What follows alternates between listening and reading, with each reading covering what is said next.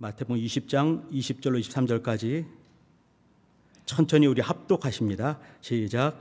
그때에 세베대의 아들의 어미가 그 아들들을 데리고 예수께 와서 절하며 무엇을 구하니 예수께서 가라사대 무엇을 원하느뇨 가로되 이 나의 두 아들을 주의 나라에서 하나는 주의 우편에 하나는 주의 좌편에 앉게 명하소서. 예수께서 대답하여 가라사대 너희 구하는 것을 너희가 알지 못하도다. 나의 마시려는 잔을 너희가 마실 수 있느냐? 저희가 말하되 할 수 있나이다. 가라사대 너희가 과연 내 잔을 마시려니와 내 좌우편에 앉는 것은 나의 줄 것이 아니라 내 아버지께서 누구를 위하여 예비하셨든지 그들이 얻을 것이니라. 아멘. 지난 16일, 17일, 18일 3일간 이제 목회자 세미나가 있었습니다. 우리 성도님들께서 이렇게 귀한 것들을 이렇게 또 베풀어 주셔서 우리 목사들은 많은 것들을 배우고 도전받고 또 이제 목회가 어떤 모습이 되어야 될 것인가 우리 자신을 돌아보면서 목회 방향을 다시 한번 또 돌아볼 수 있는 좋은 기회가 됐습니다. 대단히 감사합니다라는 인사를 드리고 싶었습니다. 끝나고 이제 목요일 되니까 어떤 분이 전화를 주셨습니다. 목사님 어떠셨습니까? 이렇게 물어보시더라고요. 이제 3일간 잘 배웠던 것들이 어땠는가 여쭤보시는 거겠지요. 저는 이제 사실 이렇게 밖에서 우리 교회로 오셔서 말씀을 전해주시는 그런 시간들이 있을 때마다 은혜를 많이 받고 도전을 많이 받고 또 이제 이렇게 제 모습을 많이 돌아보는 그런 시간들을 늘 가져봤습니다. 이번에도 마찬가지였고요. 이제 받은 걸 좀 나눠주세요 이런 말씀도 있겠지요. 잠깐 이제 나눈 적이 있는데 그 중에 한 가지만 잠깐 말씀드립니다. 이따가 11시 예배 때 오시는 오대식 목사님께서 잠깐 이제 예화로 이렇게 그 메인 말씀을 들어가기 전에 잠깐 말씀하신 것이 있어요. 이제 사실 그 얘기는 제가 작년에 10월 달에 똑같은 이제 그런 컨퍼런스가 있었을 때 들었던 얘기지만 벌써 이제 2번 듣고 몇 번 들었는데도 불구하고 똑같이 이렇게 마음에 이렇게 같은 울림이 있습니다. 얘기가 뭐냐면 미국에서 이제 이렇게 미소가 이렇게 그 냉전 시대 때 서로가 이제 경쟁을 많이 하는 거죠. 대부분 뭘로 경쟁하겠습니까? 군사적인 걸로 경쟁을 많이 하죠. 또 그 중에 하나 또 뭐였었냐면 우주로 나가는 이제 그런 그 아폴로 뭐 쏘게 되고 뭐 스푸트니크 막 쏘게 되면서 우주로 막 나가는 거 있지 않았겠습니까? 근데 그때 이제 이렇게 우주인들이 밖에 나가면서 그 펜을 쓸 때 거긴 중력이 없기 때문에 볼펜이 작용을 못 하는 거예요. 그러니까 이제 우주에서도 쓸 수 있는 그런 펜을 발명하기 위해서 막대한 자산이 투여되고 그 당시 기준으로는 현재 돈 말고 말이죠. 그 당시에 돈으로 120만 불이 쓰였다고 합니다. 120만 불이 엄청난 돈이. 그러니까 69년이니까 벌써 몇 년 전인가요? 50년 전쯤 되는 것 같은데 그때 120만 불이라 한다면 엄청난 거죠. 그 하게 되면서 겨우 만들어낸 것이 뭐냐면 스페이스 펜, 이 우주에서 쓸 수 있는 우주 볼펜쯤 되겠죠. 우주 볼펜을 발명을 했습니다. 이게 이제 우주인들이 너무 뿌듯한 거죠. 우리는 우주에서도 쓸 수 있는 그런 펜이 있다. 이제 소련 우주인들 만났을 때 소련 그 사람들에게 이제 얘기를 했죠. 니네는 쓸 수 있는 펜이 있느냐? 우리는 이런 게 펜이 있다고. 120만 불 들인 펜이 있다고. 이렇게 말을 했다고 합니다. 그러니까 이제 소련의 이 우주인이 하는 말이 그거 뭐 그렇게 힘드냐고. 우린 그냥 연필 써. 이렇게 말했다는 거예요. 그렇지 않겠습니까? 연필은 우주에 가도 쓸 수가 있어요. 120만 불을 안 들여도 그 1달러도 안 되는 거 아니겠습니까? 그 얼마 되는 모르겠습니다. 요즘에는 말이죠. 100원이나 하나 모르겠어요. 자고 이제 120만 불 들여서 이렇게 그때 오신 오대식 목사님이 전문 용어로 이렇게 말을 했습니다. 그들은 뻘짓을 했다고. 이제 그렇게 정말 애먼 짓을 했는데 사실은 너무 단순하게 아주 편하게 연필을 쓰면 된다는 얘기지요. 그 얘기 속에는 무슨 말이 있는 거냐면 우리가 신앙생활하면서도 정말 이렇게 애먼 오대식 목사님 말을 빌리면 뻘짓을 할 수도 있다 이 얘기를 하는 거죠. 보면서 나는 과연 그런 짓을 하고 있지 않은지 신앙생활하고 또 목사로 삶을 살면서 혹은 이제 교사로 앞에 서게 되면서 이렇게 정말 중요한 진짜 본질은 내비두고 비본질적인 거 가지고 120만 불 드리고 있지는 않는가. 다시 한번 돌아보게 됐습니다. 이 돌아보니까 사실 또 그런 일들이 내 안에도 많이 있는 것 같습니다. 진짜 본질은 내비두고 애먼 것에, 쓸데없는 것에 많은 시간을 낭비하고 감정 낭비하고 또 괜히 시험 드는 것처럼 이렇게 징징거리기도 하고 정말 중요한 것은 내비둔 채로 하는 것은 아닌가 보게 됐습니다.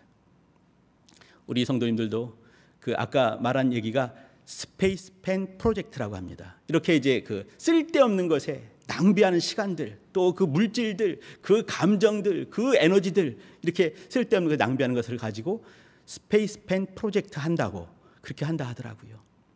저는 또 우리 교회는, 우리 성도님들은 스페이스펜 프로젝트가 아니라 비본질적인 것은 좀 내비두고, 그거는 뭐 2등, 3등 내비두고 정말 중요한 부분, 이 부분만큼은 주님께 더 가까이 가야 되지 않겠는가, 그 생각을 다시 한번 해보게 됩니다. 우리 성도님들, 스페이스펜 프로젝트 내려놔 주시기 바랍니다.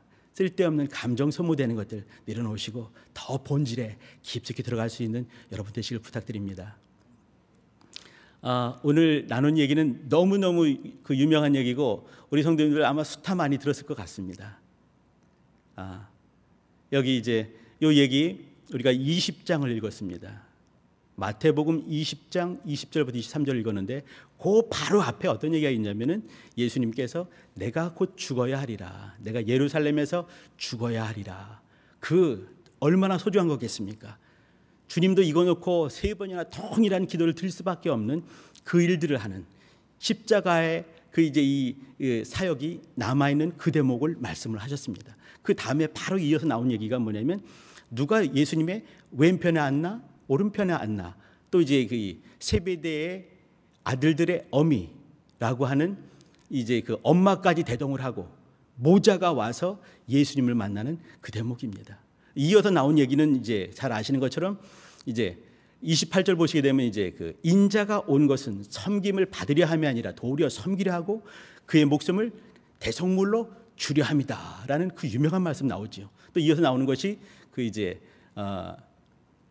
여리고의 그 눈먼 바디메오가 눈 뜨는 장면 나오게 되고 21장 넘어가게 되면서 예루살렘 입성하는 그 대목입니다.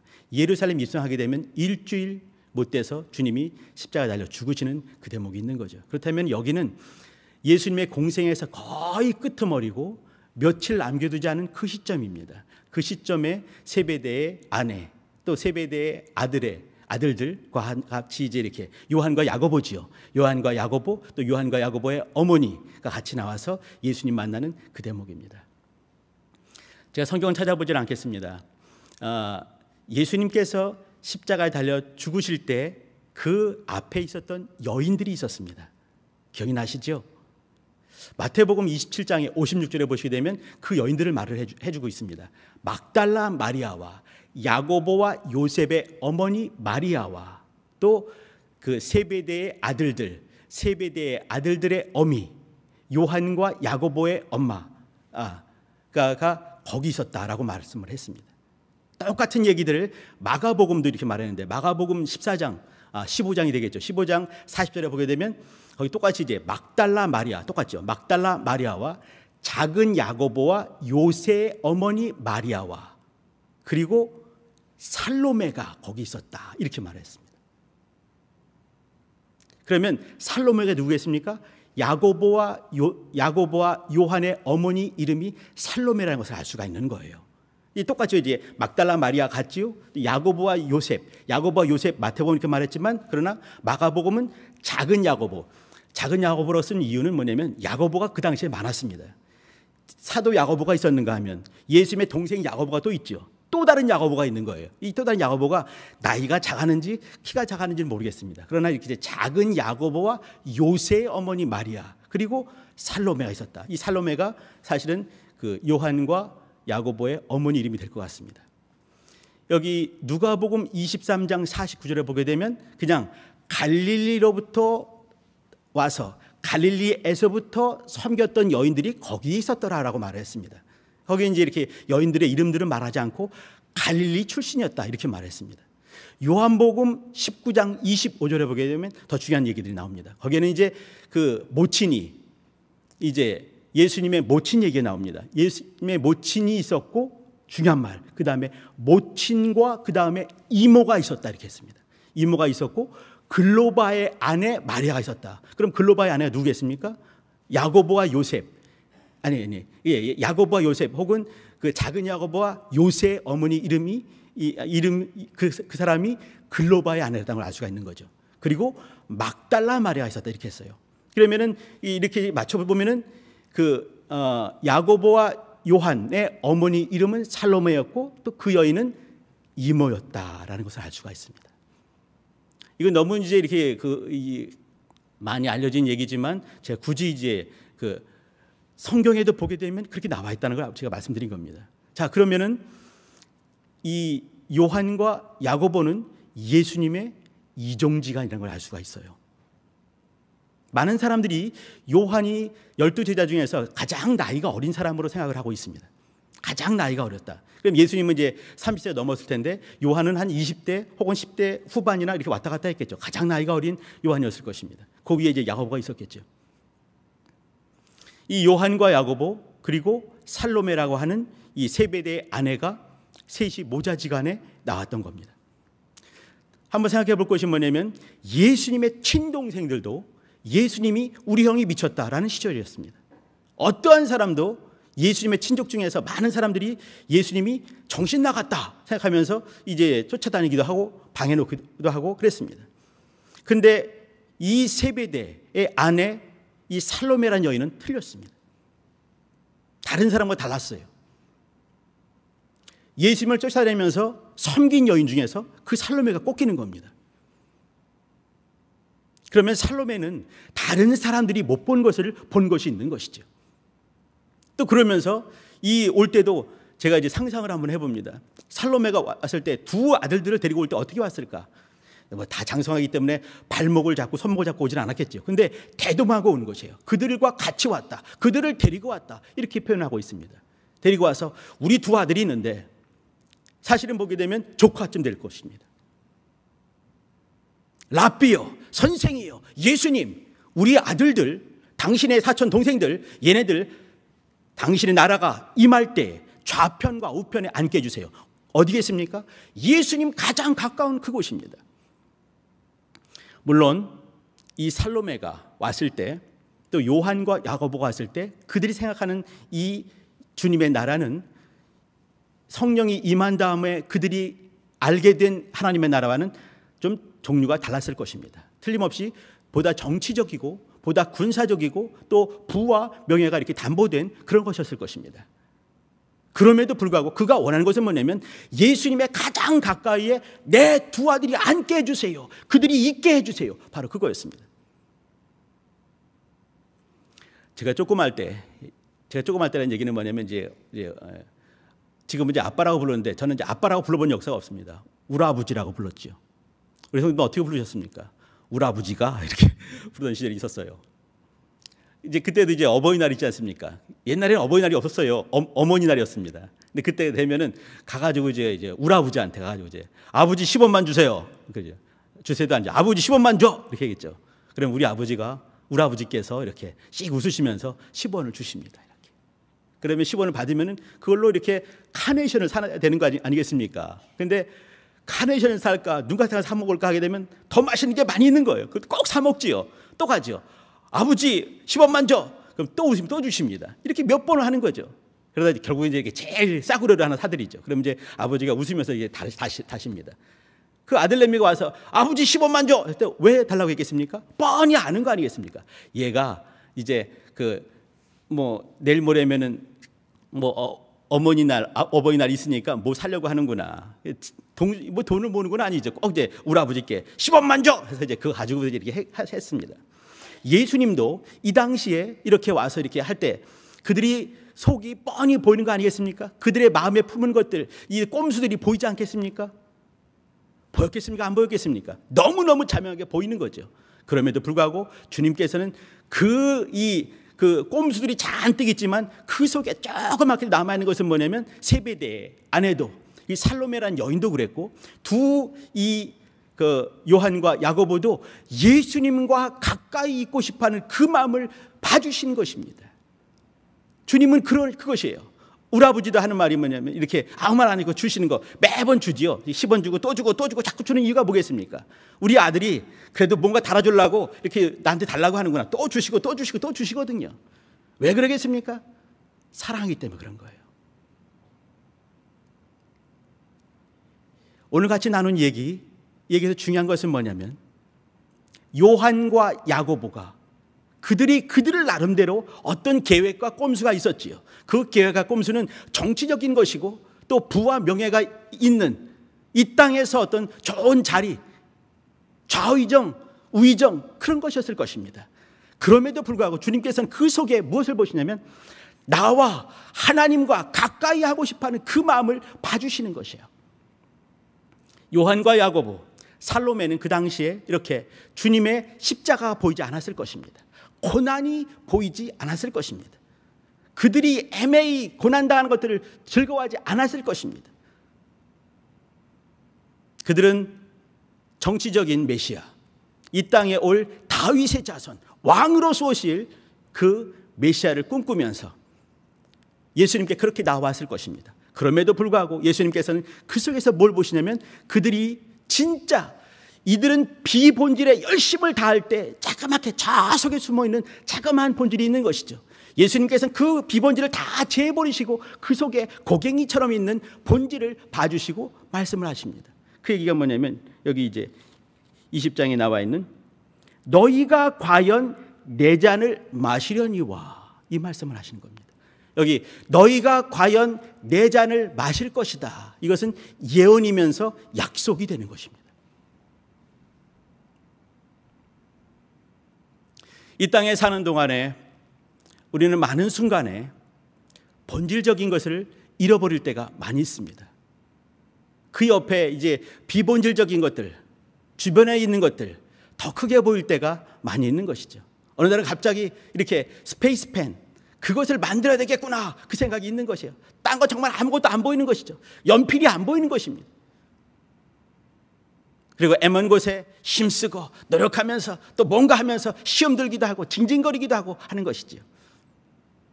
그러나 예수님께서는 그러한 우리의 모습 속에서도 본질적인 저 속에 있는 그것들을 기뻐하십니다.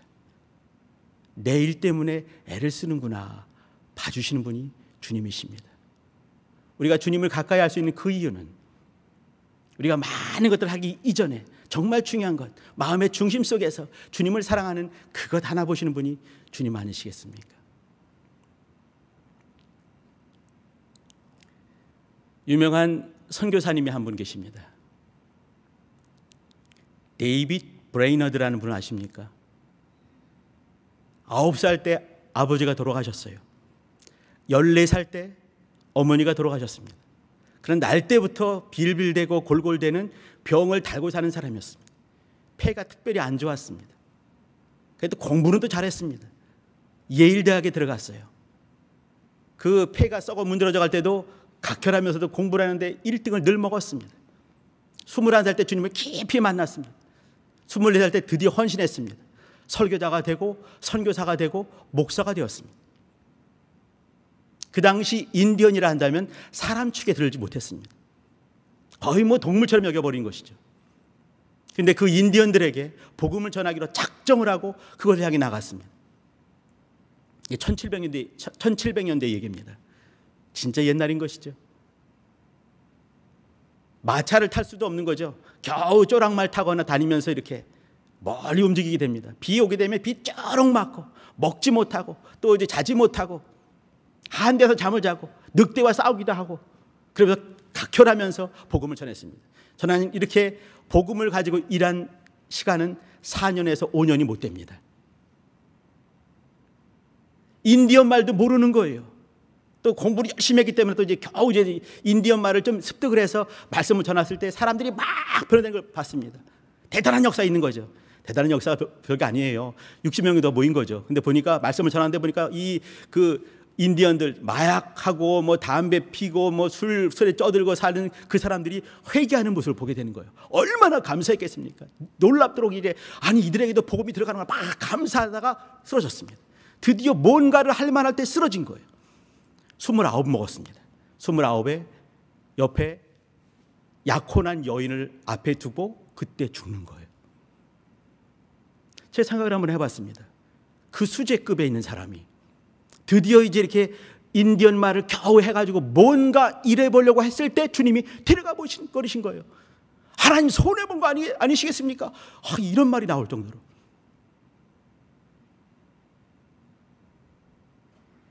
그의 마음의 소원은 뭐냐면, 그의 마음의 계획은 그건 이거죠. 내 목숨이 나한테 붙어 있어서 유익한 한 가지는 하나님의 영광과 하나님의 선하심과 하나님의 은혜를 전할 수 있기 때문이다. 이렇게 말한 사람이 데이빗 브레이너드예요. 29에 요절해버린. 우리 생각으로는 아니 세상에 뭔가 일해보려고 할 때 그렇게 정말 좋은 계획과 좋은 시도를 갖고 있었는데 중간에 데려가 버리시다니 말도 안 되는 거죠. 더군다나 이제 이 아주 그냥 어린 그 당시 17살이었습니다. 제루샤라는 이제 이렇게 그 약혼녀가 있었어요. 약혼녀 앞에 놓고 그 보면서 죽는 거죠. 그가 죽은 다음에 그가 이제 그 약혼녀가 있었으니까 장인이 될 뻔했던 사람이 또 유명한 사람입니다. 이 사람이 미국을 존재하게 했던 유명한 그 조나단 에드워즈라는 사람이에요. 각성운동을 주도했던 유명한 분 있지 않습니까? 미국에 또 이제 이 그 유명한 신학계 엄청난 인물입니다. 그 사람이 여기 이제 이 데이빗 브레이너드의 장인이 될 뻔했던 사람이에요. 그 사람이 이제 그 유품을 정리하다가 보니까 이 데이빗 브레이너드가 쓴 일기가 있는 거죠. 그 일기 보니까 명문인 거예요. 사실 이제 이 데이빗 브레이너드는 이것이 있을 때 이것을 대충 보시고 그냥 불태워 주세요 이렇게 했던 거죠. 근데 가만히 보니까 너무너무 기가 막힌 얘기가 있는 거죠. 이것을 책으로 만들어냈습니다. 그가 죽은 다음에 그 1747년에 죽었는데 그 한 2년 정도 후에 그 책이 나왔습니다. 그것이 유명한 데이빗 브레이너드의 일기와 데이빗 브레이너드의 삶과 일기입니다. 유명한 책이에요. 기도가 힘들거나 아니면 마음이 빡빡할 때 이걸 봐주시기 바랍니다. 이걸 보시고도 이렇게 마음이 풀어지지 않으면 우리는 신앙을 다시 한번 생각해 봐야 될 그 유명한 책입니다. 보면서 이제 이 책을 만들어냈어요. 그리고 이제 이 책이 나왔을 때 이 책들을 본 사람들이 많이 있는 거죠. 이 책을 보면서 드디어 선교사야 되겠구나 했던 각오한 사람들이 유명한 사람이 등장을 합니다. 그 유명한 사람이 19세기 위대한 선교의 세기를 만들었던 그 윌리엄 캐리 이런 사람이 이걸 보면서 결단하게 되는 거죠. 헨리 마틴 나오게 되는 것이고 또 존 웨슬리 마찬가지입니다. 또 이제 등등 있어요. 그 유명한 사람들이 있는 거죠. 이런 사람들이 보면서 선교사가 되고 목사가 되고 하나님의 사람이 되는 역사가 있었습니다. 우리가 볼 때는 이렇게 그 하나님의 영광과 또 하나님의 선하심과 하나님의 은혜를 전하기로 작정을 하고 목숨을 다해서 일했던 이 사람이 29에 이렇게 죽는 것 너무나 이게 낭비 아닙니까? 그러나 하나님은 그게 아니에요. 하나님 그렇지 않습니다. 오늘 봤던 요한과 야고보를 봐주시기 바랍니다. 야고보는요 AD 44년에 사도행전 12장 2절에 보게 되면 1절과 2절 보게 되면 또 이제 그 유명한 이 헤롯 왕이 헤롯 아그리파 1세인데 이제 헤롯 대왕의 손자입니다. 헤롯 아그리파 1세가 또 이제 참수해서 죽이지 않습니까? 순교하게 되는 것이죠. 첫 번째 사도로서 순교자가 나오는 것이에요. 집사로서는 이제 스데반 집사가 이제 7장에 순교하지만 사도로서는 처음 이 순교자가 등장을 하게 되는 겁니다. 예수님이 죽으시면서 예루살렘 교회와 신약교회가 탄생을 했습니다. 스데반이 죽으면서 드디어 또 이제 이 사마리아 교회가 탄생하게 되는 것이죠. 야고보가 죽으면서 드디어 이방에 있는 유럽의 또 이제 이 교회들이 전도가 되기 시작하면서 교회가 탄생하게 되는 것이에요. 순교자의 거룩한 피가 떨어지는 곳마다 교회가 탄생하게 되는 것이에요. 역사가 만들어지는 것이죠. 이렇게 처음 순교자 하나님을 향해서 의로운 피를 뿌리는 사람이 등장했는데 야고보였습니다. 그는 과연 예수님의 가장 가까이 있는 사람이 될 수 있지 않겠나 생각을 한번 해봅니다. 또 반면에 요한은 AD 95년에 이제 반모섬에 가게 되고 그리고 거기서 환상을 보게 되면서 계시록을 기록하게 되는 역사가 만들어지게 되는 거죠. 그는 정말 이렇게 다 순교하고 땅 끝에 가서 의로운 피를 뿌릴 때 그도 정말 죽고 싶은 마음이 있었을 것 같습니다. 나만 남아있구나 싶었는데 그는 남아서 해야 될 일이 있는 거죠. 제일 먼저 의로운 피를 뿌릴 사람이 있는가 하면 마지막까지 남아서 또 교회를 책임질 사람이 있는 것이죠. 계시록을 쓸 사람이 필요한 것이에요. 주님께는 말이죠. 이러한 일을 주님의 가장 가까이 있고 싶어서 그렇게 할 수 있나이다 말했던 그 사람들 통해서 주님은 이루셨습니다. 저는 여기서 같이 나누고 싶은 얘기가 뭐냐면 스페이스펜 프로젝트가 아니라 아주 겸손하게 또 있는 이 펜을 잡는 그 심령을 가지고 주변의 안타까운 것들보다는 정말 본질적인 것에 깊이 들어가는, 다시 말씀드립니다, 주님을 가까이 하는 그 일에 힘을 쓸 수 있는 우리 교회 또 우리 가정 우리 각각의 영혼되어야 되지 않겠는가 생각을 한번 해보는 것이에요. 어려울 때 힘들 때 우리는 코로나 시대를 건너가고 있습니다. 언제 끝날지는 아무도 모릅니다. 백신이 뭐 이렇게 발명하겠다 또 이제 개발하겠다 했는데 이 중국과 미국도 올 연말 전까지는 이렇게 말을 했습니다. 쉽지 않은 것이죠. 백신 나오기 전까지는 우리는 늘 이 모양으로 살 수도 있을 것 같습니다. 저는 이제 교회 학교 예배를 전전긍긍할 수도 있을 것 같습니다.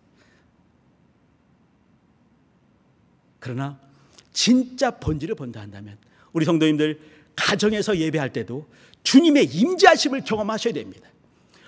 어느 곳이 중요한 것이 아닙니다. 중심이 중요한 것이에요. 내가 주님 안에 있는가? 주님을 가까이 하는가? 요한과 야고보는 꼼수가 있는 가운데도 이렇게 말했지만 우리는 꼼수 다 제해버리고 비본적으로 다 제해버리면서 그 신앙의 고갱이를 가지고 주님께 나아가는 것이 신앙입니다. 제가 오늘 제목을 잡으면서 제목을 이렇게 그들은 계획이 있었다 했습니다. 이 말 왜 나왔을까요?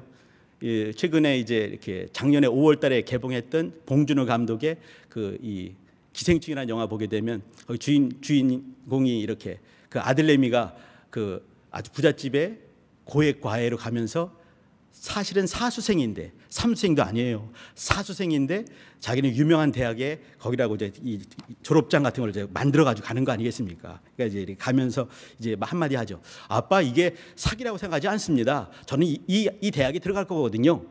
그러니까 이제 그 주인공이 그 한 말이 유명히 있는 거죠. 아들아, 너는 계획이 다 있구나. 그 얘기거든요. 그 뭐겠습니까? 인생의 꼼수예요. 사기지요. 그게 어떻게 사기가 아니겠습니까? 들어갈 거지만 아직 안 들어갔잖아요. 그러면 아니거든요. 근데 그렇게 이제 이렇게 이 합리화를 합니다. 그러니까 이제 주인공은 아들아, 너는 계획이 다 있구나. 인생의 꼼수죠. 그 얘기, 이 영화 얘기는 뭐겠습니까? 세 가정이 있었어요. 세 가정이 마지막에는 칼부림 나게 되면서 3명이 죽습니다. 한 가정마다 이렇게 다 죽는 거 아니겠습니까? 칼부림이 나는 거죠. 인생의 어떤 계획들, 인생의 계획의 막장 드라마를 보게 되는 것이죠. 이게 인생의 계획입니다. 물론 이제 아름답게 끝날 수도 있을 것이에요. 그러나 인생의 꼼수 속에는 대부분 좋지 않은 것들이 많이 있더라고요. 그런데 그럼에도 불구하고 여기 이제 그들에게는 어떤 계획이 있었지만 주님께서는 그 계획 속에 좌석에 있는 주님을 가까이 하고 싶어하는 그 마음 하나를 보시면서 말씀 주신 것이 뭐냐면 너희가 과연 내 잔을 마시려니와 라고 예언을 주시고 말씀을 주시는 것입니다.